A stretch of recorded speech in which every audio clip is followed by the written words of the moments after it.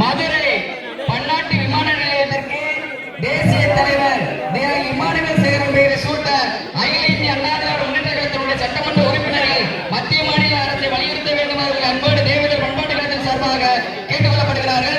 உலக தேவேந்திர வேளாண் சார்பாகவும் இதனை கேட்டுக் கொள்ளப்படுகிறார்கள். அகில இந்திய அண்ணா திராவிட முன்னேற்ற கழகத்தினுடைய மாநில மாவட்ட ஒன்றிய கழக பொறுப்பாளர்களையும் முன்னாள் பாராளுமன்ற உறுப்பினர்களையும் சட்டமன்ற உறுப்பினர்களையும் பொறுப்பாளர்களையும் தேவேந்திர பண்பாட்டு கழக பரமக்குடி சார்பாக வருக வருகை உங்கள் அன்போடு வரவேற்பதில் தேவேந்திர பண்பாட்டு கழக பெருமிதம் கொள்கின்றது.